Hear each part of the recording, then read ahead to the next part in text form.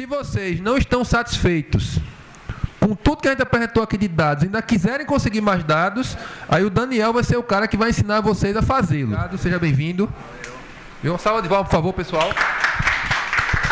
Bem, pessoal, boa tarde.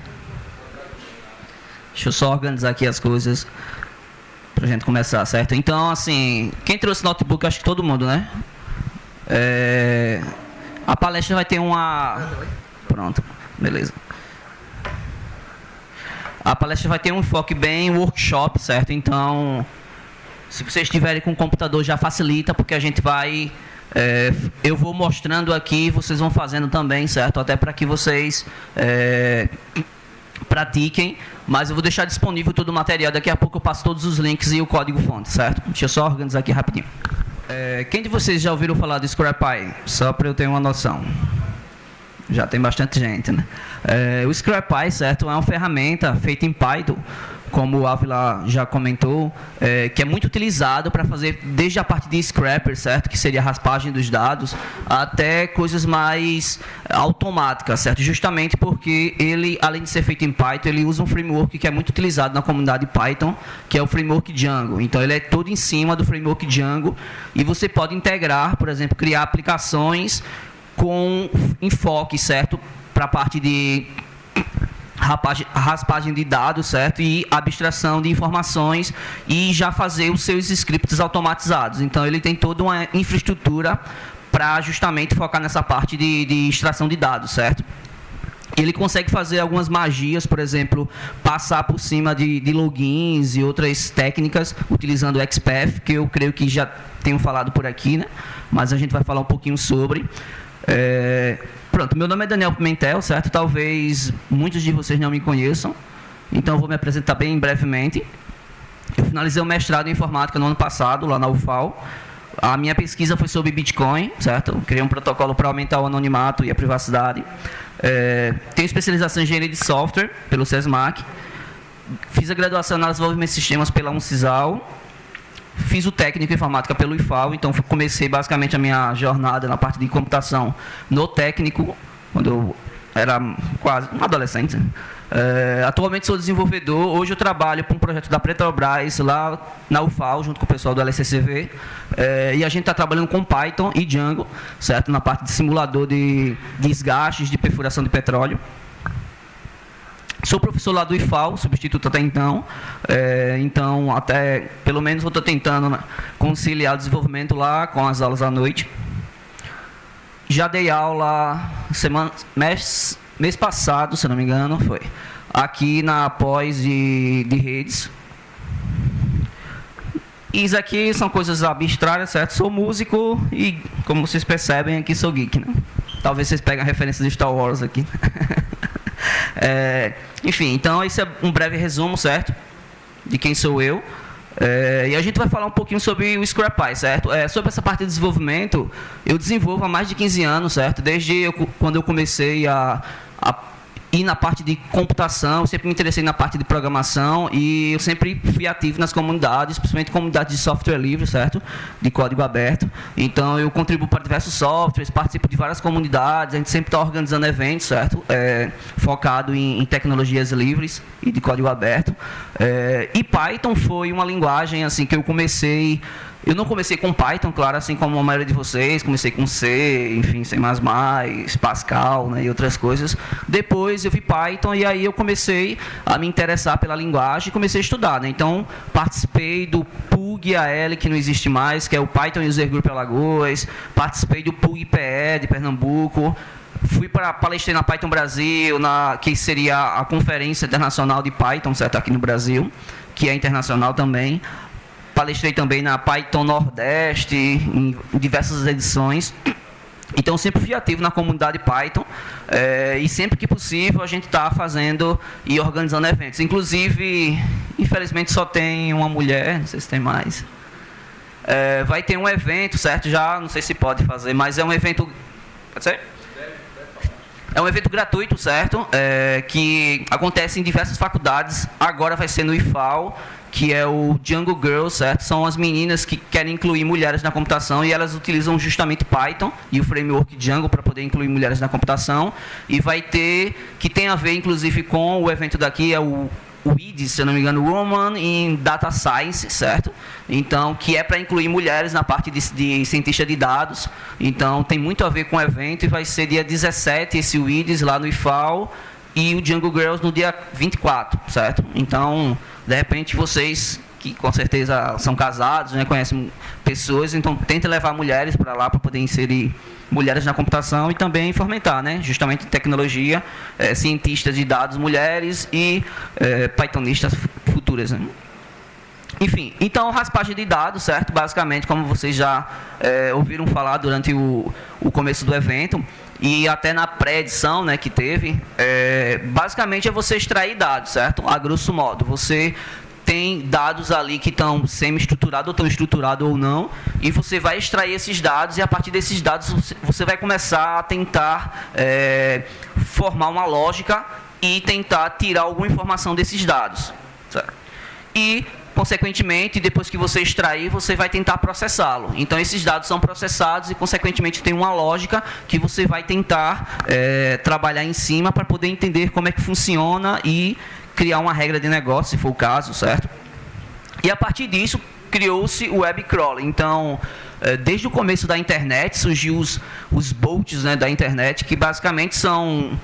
A gente chama de spiders também, são uns robôs que ficam indexando página. O Google, por exemplo, começou e até hoje utiliza essa técnica. Então, ele vai indexando todas as páginas e, a partir daí, ele vai montando uma base de dados, certo? Todo um conhecimento lógico com todas as páginas que são indexadas e elementos por trás disso.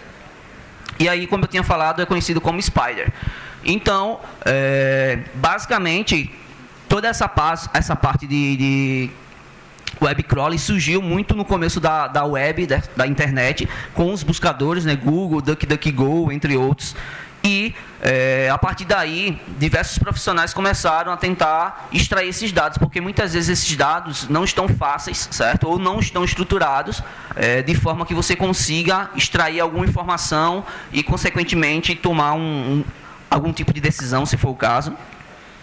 Aqui tem uma arquitetura, certo, bem simples que eu trouxe, inclusive da Wikipedia, certo, que mostra o que é um web crawler. Então, basicamente, na parte da World Wide Web, onde tem a nuvem, tem basicamente um site, certo, que é acessado, e essa página, ela é baixada, ou pelo menos parte do conteúdo que você quer. Depois disso, entra em um loop, certo? Então, vai para a fila ali onde tem URLs, depois ela é agendado por um agendador, depois essa URL volta novamente, certo, para a parte de download e continua no loop se não for resolvido ou não conseguir ser extraído dados.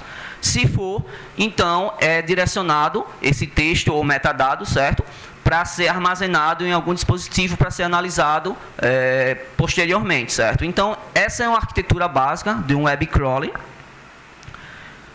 E isso, certo, começou a ser utilizado bastante graças a esse carinha aqui, certo, os seletores CSS.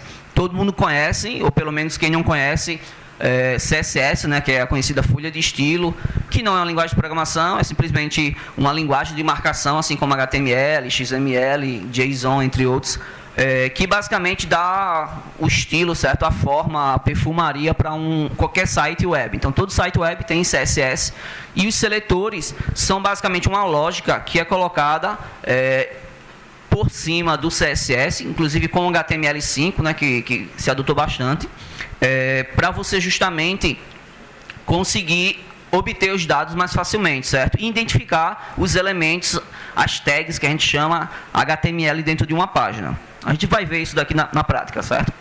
Então, basicamente, são padrões que foram estabelecidos e esses padrões começaram a ser adotados por diversos navegadores e também por desenvolvedores web. E, basicamente, a grosso modo, certo, seria como você selecionar elementos. Então, tá, eu quero pegar esse elemento que está dentro de outro elemento, como é que eu faço? Então, os seletores, eles foram criados e definidos justamente para isso.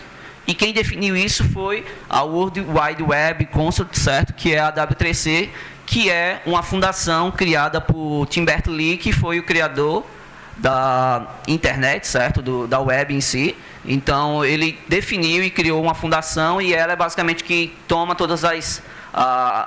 dita basicamente todas as regras que a web vai ter, certo? Quais são os tipos de extensões, de arquivos, de imagem, quais são as tecnologias que vão ser adotadas, qual deve ser o padrão que todos devem seguir, ou pelo menos que a maioria deve seguir, né? Atualmente, como vocês sabem, o Chrome, por exemplo, do Google segue, o Opera até, o Firefox e diversos outros navegadores, com a exceção do Internet Explorer, que a Microsoft fez questão de criar, em vez de usar, por exemplo, JavaScript, eles usam o JScript, que é um JavaScript da Microsoft. Então, tem um monte de incompatibilidade. Está mudando algumas coisas, mas, enfim. Então, esses são os seletores CSS, certo? Tem o link aqui, depois vocês podem verificar. No final, eu passo o link da apresentação, certo? Tem bastante código que eu vou mostrar aqui, então eu vou também disponibilizar no link, caso vocês estejam com o computador e queiram reproduzir, então só é copiar lá o link, certo? E aí a gente vai seguindo passo a passo. E tem o conhecido XPath, certo? O XPath, creio que tenham falado aqui, certo? Se não, nos outros dias eu acho que vamos abordar, eu vou falar bem rapidamente. Deixa eu só mostrar aqui primeiro o CSS... O CSS Selector, só para não ficar... Eu peguei só uma referência aqui, certo? Então, o CSS Selector, certo? São basicamente seletores que você consegue dentro... Quem programa para a web, principalmente na parte de front-end, trabalha basicamente todo o tempo com o CSS Selector, certo? Então, são basicamente as classes, certo? Como é que você vai trabalhar com as classes, com os identificadores, todos os elementos, por exemplo, um elemento dentro de outro elemento, por exemplo, um div e um p. Então, tem um elemento div, que é uma tag HTML. Todos esses exemplos aqui são tags HTML, a maioria. O p, por exemplo, é uma tag de HTML para poder colocar parágrafo. Então, um p que está dentro de uma tag div, certo? Então, os seletores, ele tem justamente essa sintaxe. Então, nesse link que eu passei, certo, que é o da W3C, ele tem toda a documentação. Eu peguei aqui porque está mais exemplificado. E aqui ele está mostrando exemplo, certo? Select todos os divs, os elementos que estão dentro desse div, que estão dentro de um P, certo? Então, essas são algumas regras, vamos dizer, uma linguagem lógica para que você consiga obter os elementos de forma mais lógica até, certo? Mais focada na parte, não chega a ser programação, porque não tem laço de repetição, não tem condicionais, mas são elementos que você consegue, de forma bem simples, conseguir obter alguma informação que você quer dentro de uma página, certo? Então, tem diversos atributos aqui, não são tantos, mas os seletores são basicamente isso, uma forma facilitada de você conseguir obter dados sem que você precise fazer isso tão manualmente, certo? Dá para você automatizar isso. E o XPath, ele é uma linguagem, certo? De consulta, uma query language, bem semelhante... não vou dizer SQL, certo? Mas é algo próximo.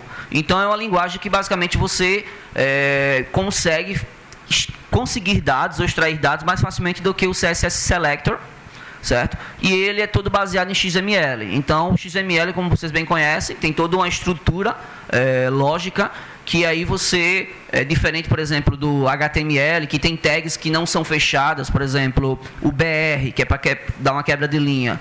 Você não precisa ter, você não tem, na verdade, uma tag BR antes e depois uma tag BR depois. No XML isso é obrigatório, então toda a tag que for ser aberta, ela tem que ser fechada, certo? E quem definiu isso também foi a W3C, tá o link aqui embaixo, certo? Do XPath, então tem toda a documentação, o que é. Eu só vou mostrar aqui um exemplo bem rapidamente. Pronto. O XPath, certo? Bem semelhante ao CSS Selector, só que é aplicado dentro da parte do XML, certo? Então, aqui tem uma sintaxe XML. Então, toda a tag, como eu tenho falado aqui, title, está dentro da tag book e, consequentemente, está dentro da tag bookstore, certo? Então, todas as tags e pode ser customizada, consequentemente. E aí tem as expressões, certo? Então fica mais simples, por exemplo, eu quero pegar a raiz da minha árvore, certo? XML. Então eu uso barra. Para quem usa Linux, certo? Tem uma sintaxe bem semelhante. Então barra é a raiz e aí você vai navegando dentro da árvore de arquivos. Se eu quero pegar o atual, barra. Se eu quero pegar um determinado atributo, eu uso o arroba, certo? Então tem toda uma sintaxe que, como vocês podem ver, não tem tantas, certo? Mas tem toda uma parte lógica que com o XPath dá para você buscar informação dentro de um site, tentar extrair essas informações de forma mais facilitada. Porém, mesmo assim, fica algo muito manual, né? Então, dá para você extrair alguns dados, porém, não é algo automatizado, principalmente quando você quer extrair muitos dados de vários locais, por exemplo. E aí o pessoal começou a evoluir essas informações e começaram a desenvolver sistemas, certo? Frameworks que pudessem extrair esses dados. Creio eu que já foi apresentado algumas ferramentas para isso. E o ScrapPy é uma outra ferramenta, certo? Que consegue fazer isso de uma forma bem automatizada, que você pode integrar com Python, já que ela é feita com Python, certo? Inclusive com aplicações que foram desenvolvidas, por exemplo, em Django ou em outras linguagens, certo? Ela pode fazer essa interoperabilidade entre tecnologias, nada impede, certo? Então, o ScrapPy, ele é uma ferramenta open source, certo? Ou seja, é software livre, é licenciada pela licença MIT, se eu não me engano, ou é a BSD. Ele originalmente foi criado para fazer scraping, certo? Então, para fazer a parte de raspagem de dados. Só que depois ele começou a ser evoluído para fazer diversas outras informações, outras ações, certo? Dentro da parte de data science que o pessoal precisava e eles começaram a desenvolver, certo? O ScrapPy, ele como eu falei, é software livre e ele foi criado por uma comunidade Python no Uruguai, certo? Então, o pessoal lá do Uruguai, da comunidade Python, começou a desenvolver o ScrapPy e várias pessoas começaram a contribuir. Ele é bem rápido, ele é bem simples, certo? Por ele ser baseado em Python, então tem essa filosofia de simplicidade. Ele é extensível e, como eu tinha falado, é tudo feito em Python. Então, você usa Python para usar o ScrapPy, você também pode estender, certo, com Python ou integrar com outras linguagens e outros frameworks. Aqui tem a arquitetura, certo, básica do ScrapPy. Ele é bem semelhante àquela arquitetura de web crawling que a gente tinha visto anteriormente. Não dá para enxergar direito, mas depois vocês baixam o slide, certo? Então, basicamente, o ScrapPy, certo, tem a nuvem lá, que é a internet, e depois essa página é baixada. Diferente do web crawling, tem toda uma parte de lógica, certo? Então, tem um engine ali que também, como na arquitetura de web crawling, já que também o ScrapPy é web crawling, certo? Ele tem um agendador, só que além de todos os loops, certo? Ele já integra XPath, CSS Selector, entre outros. Ele tem toda uma lógica que o ScrapPy tem e que você pode programar, certo? Então, cada caso vai ser um caso e aí você tem que desenvolver toda a sua lógica e o ScrapPy vai fazer isso automaticamente. A gente vai fazer isso daqui a pouco. Exatamente agora, certo? Quem tiver com computador, certo? Espero que esteja usando o GNU Linux, qualquer distribuição, certo? Debian, Ubuntu. Por quê? Qualquer distribuição GNU Linux já tem Python, certo? Nativamente, Mac tem Python, Linux tem Python, BSD, FreeBSD, OpenBSD tem Python nativamente. O Windows é um dos únicos sistemas operacionais que não tem Python nativamente, mas dá para instalar facilmente, certo? Por quê? Porque o Windows não foi feito para desenvolvimento, foi feito mais para desktop e dá para você programar, claro, dá para programar, certo? Só instalar e configurar, dá um pouquinho de trabalho, mas é tranquilo, certo? Quem tiver com qualquer distribuição GNU Linux, isso daqui já vai automático, porque já tem Python, já tem o gerenciador de pacote do Python, que é o pip, certo? Mas para quem... Deixa eu só perguntar, quem aqui tem Linux? Na máquina. Quem está com Linux hoje? 2, né? Beleza. Com Windows, eu acho que só todos os outros, né? Pronto, eu vou mostrar no Windows primeiro e depois a gente segue, certo? O padrão que eu fiz baseado em Linux. Para o Windows, você já tem Python instalado no Windows? Beleza. Para quem não tiver, certo? É bem simples. Vai lá no site do Python, python.org. Pronto, o colega falou, certo? Do Anaconda. O Anaconda é basicamente uma ferramenta que já tem um monte de coisa pronta, certo? Para o Windows. Dá para enxergar, né? Pronto. Esse é o link, certo? anaconda.com/download/#Windows. Aí vocês vão chegar nesse site aqui, baixa a versão 3, certo? .6. Por quê? A versão 2 funciona, só que tem muita coisa que a comunidade melhorou para a versão 3. Porém, ainda existe muito software que roda em Python 2, então ainda não foi portado tudo. Então, existem essas duas versões, certo? Então, baixa uma dessas versões e aí é só seguir o padrão do Windows. Avançar, avançar, avançar, finalizar, certo? Se acaso não quiser utilizar o Anaconda, que já tem tudo pronto, como o colega falou, aí vocês vão no site python.org, eu vou deixar aqui. python.org, certo? E aí procura aqui downloads, essa versão aqui, certo? Versão 3.6, que é a última versão. Deixa eu acessar aqui, certo? E aí vocês baixam, cadê? Aqui.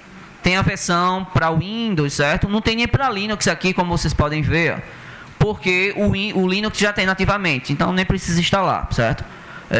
Para Mac tem, apesar que o Mac já inclui, mas ele tem disponível também, caso queira instalar uma nova versão. E para Windows tem diversas versões, certo? Aqui. Então só procurar a versão 32 bits ou 64 bits que vocês quiserem. E aí só é avançar, avançar, avançar, instalar, pronto. Se for instalar só o Python no Windows, aí vocês têm que instalar, procura um carinha chamado pip, certo? pipget para o Windows. É um script que ele vai instalar esse gerenciador de pacote, certo? Deixa eu tentar pegar aqui. Para o Windows, porque o Windows não vem com esse executável, certo? Deixa eu colocar aqui a URL. Eu vou fazer assim, certo? Para que vocês não fiquem copiando e colando aqui, eu vou subir um serviço que ele tem um pad, certo? Que inclusive foi feito, é de código aberto, que vocês conseguem visualizar e interagir. O que eu digitar aqui, vocês também podem digitar e podem ver, e assim facilita, certo? Que eu vou colocar o código lá também, para vocês copiarem e colar, e não ficar digitando, porque a gente não tem tempo. Pronto. Acessem, certo? Esse link aqui, pad.disroot, deixa eu tirar isso daqui que não precisa, pad.disroot.org/p/odd, certo? Esse daqui é um software chamado Etherpad, que é open source, certo?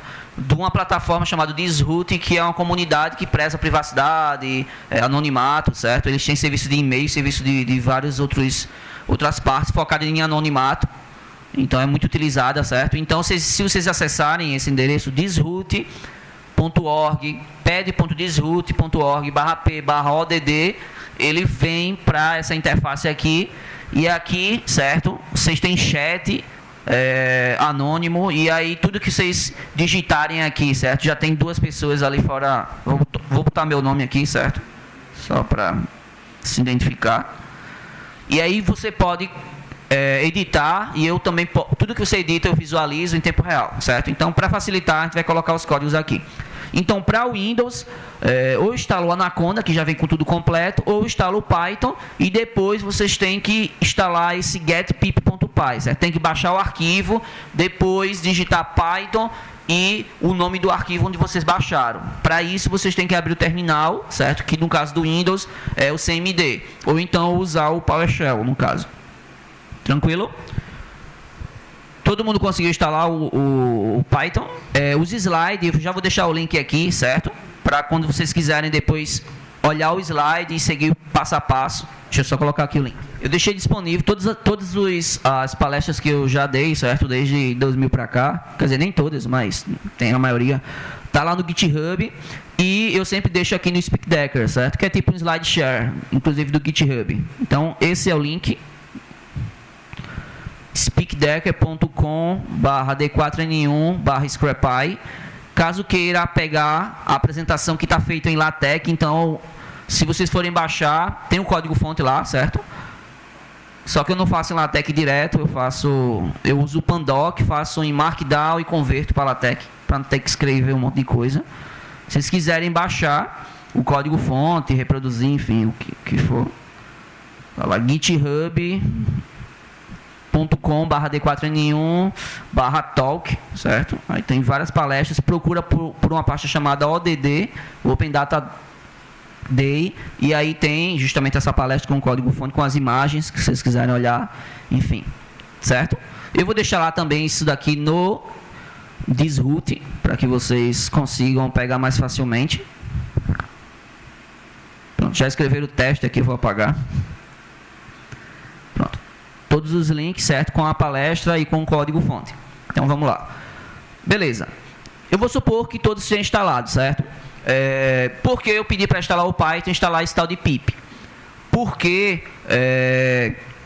o pip ele é um gerenciador de pacote do Python, certo? Então, qualquer pacote que vocês precisam instalar, você não precisa lá no site, baixar, dar 2 cliques, avançar, finalizar, certo? O Python ele tem uma veia muito focada em Linux, justamente porque Linux é bem mais fácil de você desenvolver, certo? Para quem desenvolve sabe que é bem mais fácil programar em Python com o ambiente Linux, porque ele já tem todas as ferramentas possíveis. O Windows dá também, só que é mais chatinho, certo? Tem que configurar muita coisa. Então, esse primeiro comando python-m venv.venv, certo?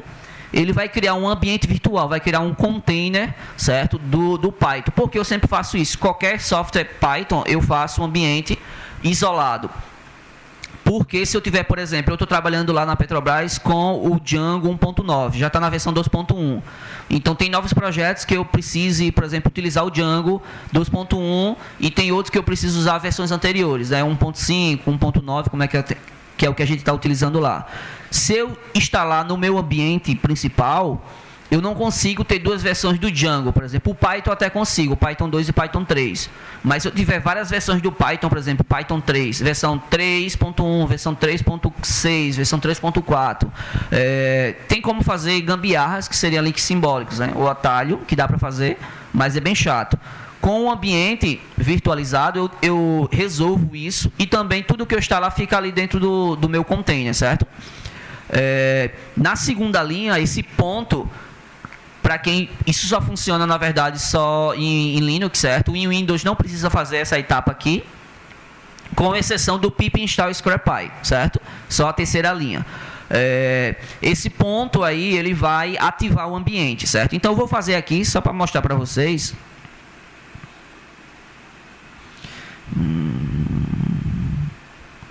Vou abrir aqui um terminal.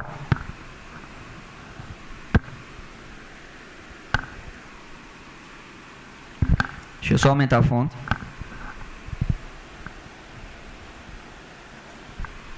Certo? Então, estou aqui na pasta Downloads. Vou criar aqui um diretório chamado ODD. Dentro desse diretório ODD, certo? Que está aqui o path completo, certo? Home, D4N1, Downloads, ODD. E aí eu vou criar justamente esse meu ambiente, certo? Python, isso daqui só funciona em Linux, certo? O Windows pode pular essa etapa. venv. O Python 3, ele já embutiu muitas coisas, inclusive o virtualenv, certo? Quem usa Python 2 vai ter que usar uma ferramenta chamada virtualenv, que não estava incorporado na linguagem. Hoje, no Python 3, isso já está incorporado. Eu sempre coloco, certo, um ponto na frente do meu ambiente. Por quê? O ponto no Linux é arquivo oculto. Então, quando eu, por exemplo, quiser listar, ele não fica aparecendo lá o meu ambiente com um monte de pacotes, certo? Python. Então, beleza. Ops. Porque aqui eu tenho Python 2 e Python 3, certo? Python 3, -m, pronto. ls não lista nada, ls -l, -a, na verdade, vai mostrar os meus arquivos ocultos que tem o venv, certo? Então, para ativar, eu posso usar ou ponto ou a palavra source. Só que eu prefiro digitar ponto, que é melhor, né? Digitar menos. venv bin activate, certo? Então, se eu fizer isso, ele ativa aqui, a tela está cortando um pouquinho, certo? Mas ele está mostrando aqui, ó, o meu ambiente virtualizado. Então, tudo que eu instalar aqui fica dentro do container Python. E aí, aqui eu vou seguir, certo? A parte do slide. Então, criei um ambiente, ativei o ambiente. Quem for o Windows, usa essa expressão aqui, certo? Install scrapy. Só vai funcionar o pip se vocês fizerem o quê? Se instalarem o Anaconda, ele já está disponível. Se não instalarem, aí vocês têm que, além de instalar o Python, certo? Como eu tinha falado, baixar esse script aqui no Bootstrap Pipe alguma coisa, certo? Pronto. Baixar nesse link, baixar esse arquivo que está nesse link, cadê? Que está na linha 5, certo? O link que está na linha 5. E depois que baixar, aí vocês têm que rodar, se for no Windows, Python get. Aí você tem que ir para o diretório onde está esse script, certo? Se vocês baixaram para a pasta downloads, vocês têm que usar o CD no terminal download, certo? Feito isso uma vez, não precisa fazer mais. E aí digita Python get -pip.py, certo? Então é o script Python e aí o Python vai fazer a instalação do pip para o Windows. No Linux eu não preciso disso, certo? Então só pip install scrapy.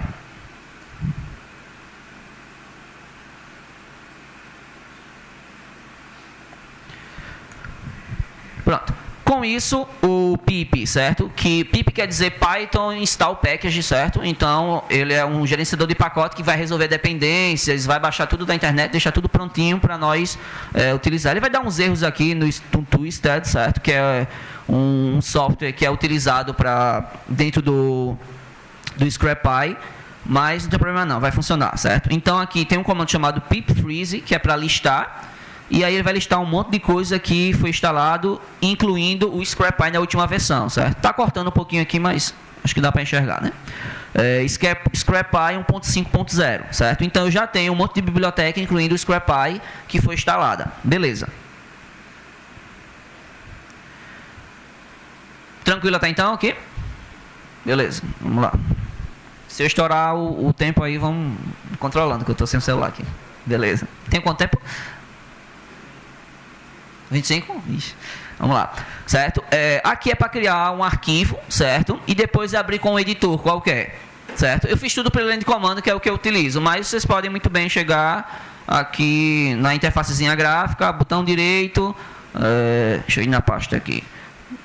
Chega lá, botão direito, criar novo arquivo, certo? Eu vou fazer por aqui que eu acho bem mais rápido. Então, vou digitar touch.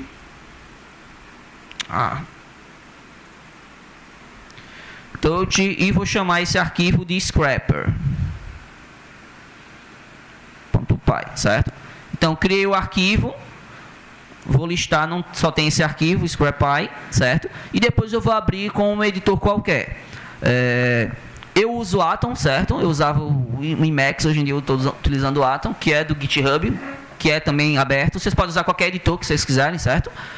Só para editar o arquivo. Então, abre o arquivo, esse arquivo que vocês criaram, o scrapy, ou já abre o editor e já cria o arquivo automaticamente, certo? E aí a gente já começa a brincar com o scrapy, certo? Então, primeiro, eu vou colocar esse código lá no pad, certo, do disroot, e aí vocês só precisam copiar e colar dentro do arquivo para que vocês não tenham que digitar um monte de coisa dessa. Deixa eu só copiar aqui rapidamente. E aqui tem o link também, certo, caso você queira o fonte dele. Pronto. Da linha 17 até a linha 21, certo, eu coloquei o código, certo? Então, só explicando rapidamente.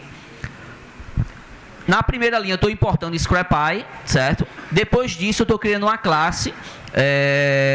Quem aqui não sabe o que é orientação a objeto? Acho que todo mundo sabe, né? Então, beleza. Então, não preciso explicar isso. Então, eu criei uma classe, certo? Chamada, podia ser qualquer nome, eu chamei de BrickSetSpider. E aí, eu estou utilizando uma classe do módulo scrapy, certo? Então, scrapy.spider. E depois eu defini que o nome do meu spider vai se chamar BrickSetSpider. E depois eu coloquei a URL, certo? Então, esse start URLs, eu setei um site qualquer, certo? Eu peguei esse daqui, brickset.com/sets/years 2017. Se nós acessarmos esse site, é basicamente uma loja de Lego. Então, ele tem diversos produtos, certo? E tem diversas divs aqui, diversos elementos que a gente vai utilizar o CSS Selector e parte do XPath para poder conseguir pegar esses dados, certo? De forma mais... Espera aí que tem um aspazinho aqui. Pronto. Então, tem diversos, certo? Tem diversos produtos aqui paginados. E a gente vai tentar pegar algum desses elementos, certo? Então, beleza. Então, esse link basicamente está fazendo isso. Definindo a URL e o nosso arcabouço principal. E a gente vai rodar scrapy run spider scrapper, certo? Que é o nome do arquivo que eu criei lá. Então, deixa eu rodar aqui. Eu vou rodar aqui nesse terminalzinho para facilitar, certo? E aí a gente vai rodar esse comando, scrapy run spider scrap. Certo? Se vocês rodarem esse comando, deixa eu só aumentar aqui a telinha. Certo? Ele começou a buscar diversos elementos, certo? Ele começa a pegar o URL e aí ele já começa a verificar, certo? Isso aqui ele não fez nada, ele não pegou nenhum dado, ele só foi verificar os metadados, certo? E fazer toda a parte do agendador, da parte do engine que o scrapy tem, certo? Então aqui a gente não conseguiu obter nenhuma informação por enquanto, porque até então a gente só criou uma classe que não tem nada, beleza? E aí, segundo passo. Se a gente olhar o código-fonte lá da página, certo? A primeira coisa que a gente tem que ver quando a gente for fazer essa parte de raspagem de dados é verificar padrões, certo? Então, baseado nesses padrões, vocês começam a criar os scripts que vai fazer toda a parte de coleta de dados, de extração de dados. Então, se vocês olharem o código-fonte, certo? Dá um Ctrl+U, quem estiver usando o Firefox, certo? E aí, certo, tem uma partezinha aqui, eu vou tentar procurar essa palavra-chave, setlist. Eu já peguei aqui, certo? Então, não vou precisar... Então, aqui dentro dessa seção setlist, certo, do código-fonte, isso aqui é HTML, todas as tags, certo? E seletores CSS, no caso do class aqui, o set, toda a classe, certo, de artigo, ela vem de uma classe set que está dentro de uma setlist. Então, tem um artigo que tem uma classe set que está dentro do seletor setlist que está dentro da tag body, beleza? Então, com isso, eu já sei mais ou menos como é que eu começo a formatar o meu código. Então, beleza. O segundo passo é fazer um parser, certo? E definir o seletor que eu quero. No caso, ali seria o set. Porque, justamente, eu tenho o set, ele se repete dentro do meu setlist. Então, dentro de um setlist, eu tenho vários sets que vai justamente mostrar cada produto daquele. Beleza? Então, com isso, eu começo a definir o meu parser e, a partir daí, eu faço um loop, certo? Isso aqui é uma função Python. Eu começo a fazer um loop dentro, no caso, desse seletor, certo? Então, eu defini uma variável chamada brickset, e aí eu pego a resposta do CSS, que o scrapy vai me dar, e passo o seletor, que é o .set, certo? Usando o CSS Selector, e ele vai me passar alguma coisa. Por enquanto, dentro do loop, eu não fiz nada, certo? Eu só defini, mais ou menos, a minha estratégia de extração de dados. Eu já vou avançar, certo? Porque senão a gente não vai ter tempo, e tem muita coisa para a gente ver aqui. Então, beleza. Outra coisa que eu notei é que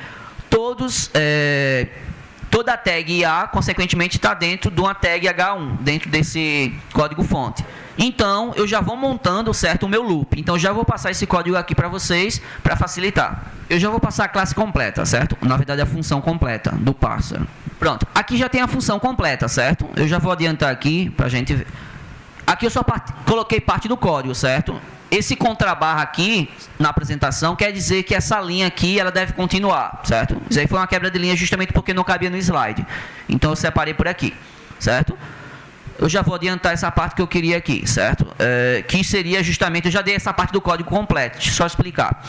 Dentro dessa tag, certo, do AH1, eu também percebi que eu tenho várias tabulações, certo? Então, tem vários DTs dentro de vários DLs que estão dentro de divs. Então, com isso, eu já montei um script do que eu quero fazer, certo? Então, o nome do meu seletor agora vai ser o H1, o A, e aí eu estou pegando justamente parte do texto que está dentro do seletor CSS E depois eu vou montando, certo, parte dos meus seletores. Aqui já começa a ter a parte do XPath. Então é uma mistura de XPath com o CSS Selector. E depois disso, certo, isso tudo dentro de um loop. Como vocês podem ver lá no código que está aqui, certo? Esse yield que tem aqui, certo? O YILD, ele é uma tática do Python que chama coroutinas, que é basicamente ele dá um pause no laço de repetição. Então, por exemplo, se ele tiver na interação 1000 e você precisar fazer novamente uma nova interação, ele não volta para 1, certo? Para depois começar o loop 1, 2, 3, até chegar no 1001.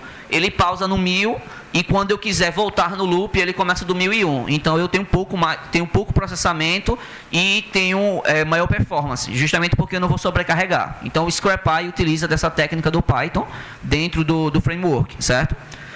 Aí sim, se a gente rodar, ele já começa a trazer alguma coisa para nós. Então, deixa eu rodar aqui só para a gente ver o resultado. Ele vai tentar se logar lá, certo? Fazer telnet e entre outros. E aí ele ainda não conseguiu, certo? Muita coisa. Beleza, vamos continuar implementando o nosso script. Uma outra coisa, certo? Eu não vou ficar suitando aqui na parte do código-fonte não, mas depois vocês podem pegar a apresentação e olhar o site. E vocês vão ver que tem todos esses elementos, certo? Outra parte é que tem uma classe chamada Next, certo? E tem várias que se repetem. E a partir daí a gente criou, certo, para verificar se existe essa tag next page, que é justamente a parte da paginação, certo? Se existir, então eu vou usar o request do Scrapy e vou tentar juntar essa URL e passar um callback, certo? Para que eu consiga pegar essa informação. Então, deixa eu copiar esse código aqui para a gente testar. E eu vou colocar o código completo lá no thisroot. Esse pad, certo, do thisroot, ele só some se vocês apagarem a informação, ele tem um timeline aqui, certo? Que eu consigo ver quem apagou o que, quem adicionou o que, mas é colaborativo. Mas se ninguém acessar durante 30 dias, aí o etpad apaga, certo? Mas se ninguém mexer também no código, ele fica lá disponível e assim por diante, certo? Então, se eu fizer isso, beleza. Aí sim eu vou começar a extrair alguma informação, certo? O Scrapy ele tem uma opçãozinha que é o "-o". O "-o" vem de output e aí você consegue gravar a saída do que você conseguiu extrair, certo? Para um arquivo estruturado, no caso um JSON, por exemplo. A gente vai fazer isso agora.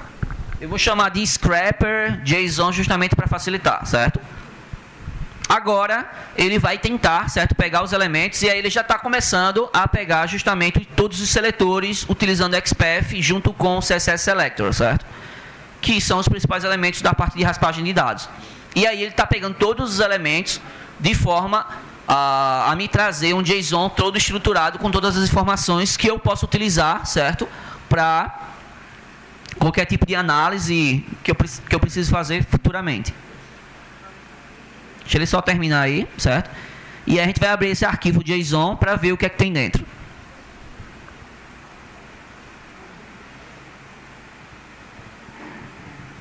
Isso daqui, certo, basicamente algo bem simples que o Scrapy faz, certo? Não estou mostrando nem nada, muitas coisas complexas, mas você pode, tem muito recurso, certo? Eu recomendo usar sempre a documentação lá do Scrapy. scrapy.org/documentation. E aí ele tem muita informação, tem como você, por exemplo, extrair dados de sistemas que tem login, por exemplo, e aí você não tem acesso, mas com o Scrapy você consegue, entre aspas, burlar, certo? Isso, utilizando algumas técnicas que tem. E claro, você vai ter que programar um pouquinho. No final eu vou mostrar, caso vocês não queiram programar ou não saibam programar, como eu faço isso, já que eu não sei, certo? Tem uma plataforma que usa o Scrapy que faz isso, certo? Então, eu vou mostrar no finalzinho. Pronto. Então, eu vou abrir esse arquivo.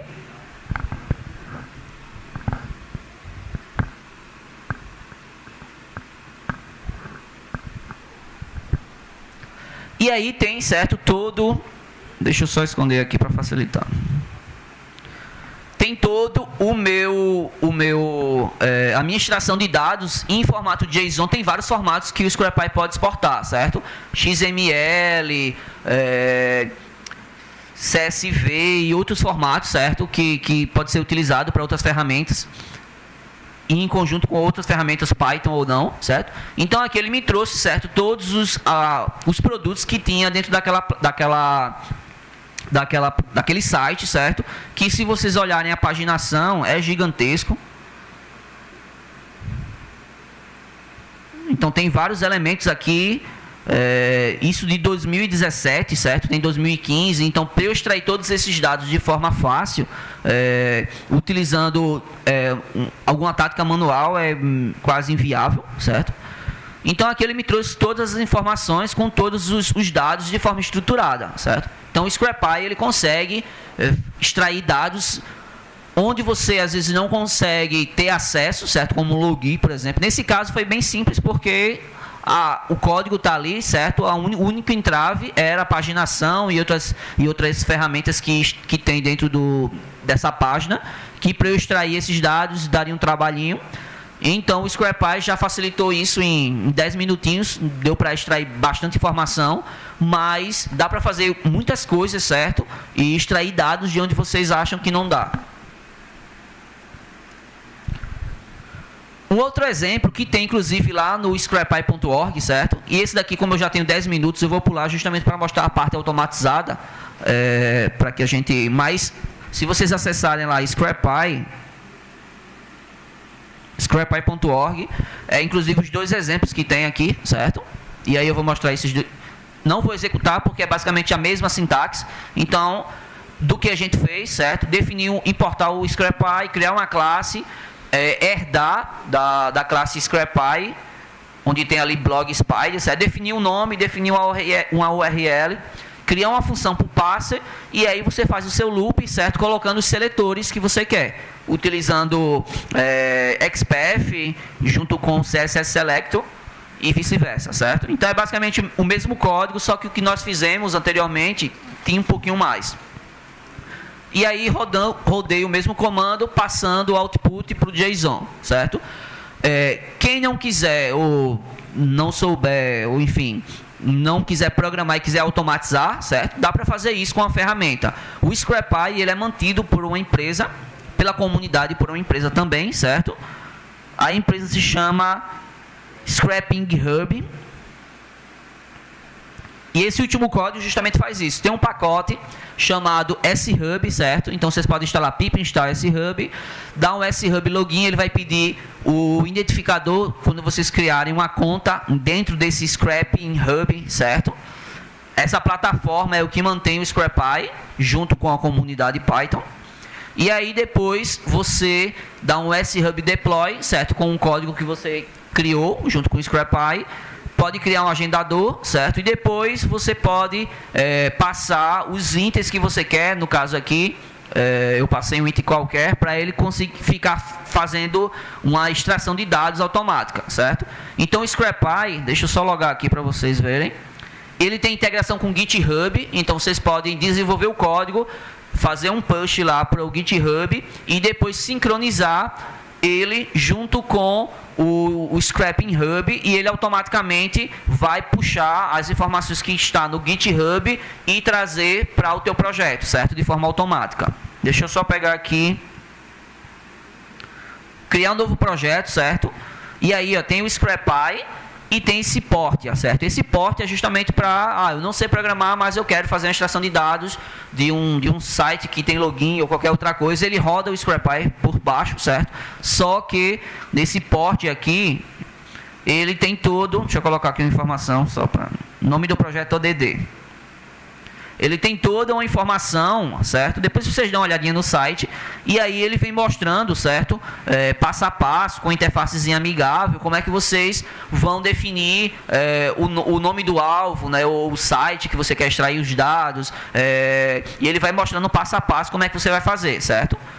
Então, isso daqui é uma versão, ó, ele já pergunta o que é que você quer fazer com o Scrap. Aí você passa o link do website e ele vai te guiando passo a passo, certo? Step by step, e aí facilita bastante para quem de repente, eu quero fazer extração dos dados, mas eu tenho que entender Python, eu tenho que, enfim, dá para fazer com Scrapping, certo?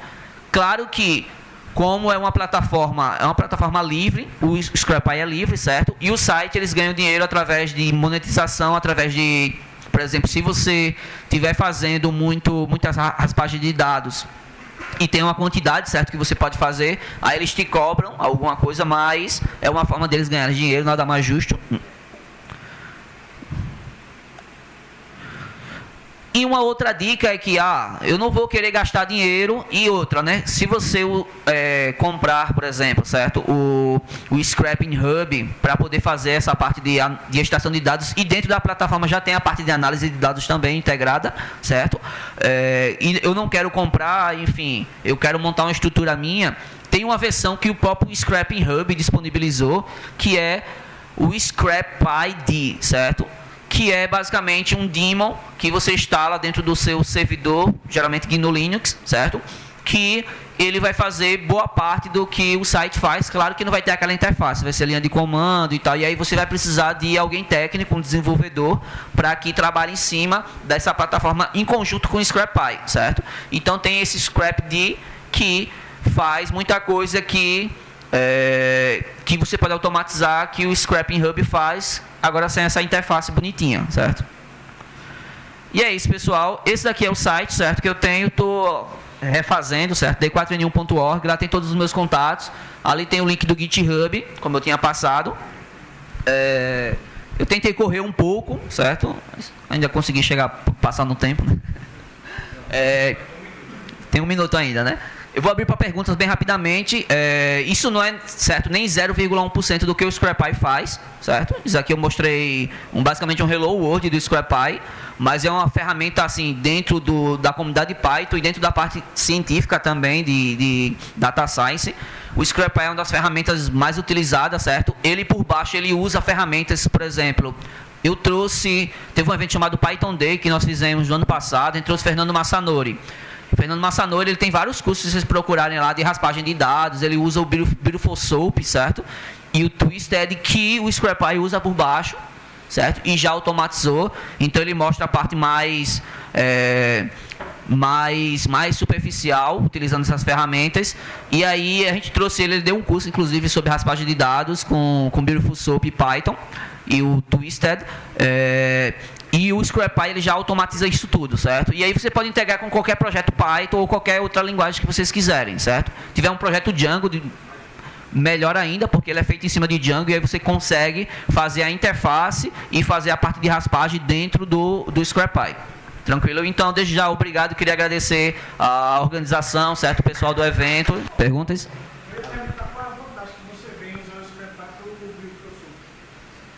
Tá, o Beautiful Soap, você tem que fazer tudo na mão, né?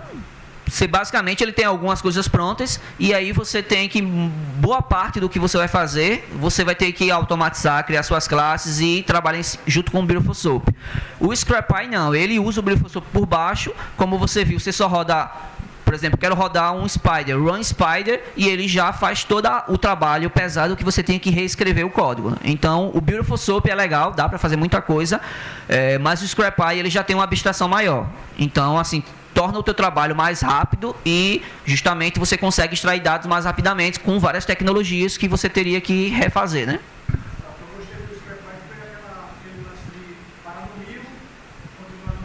Que é a coroutinas.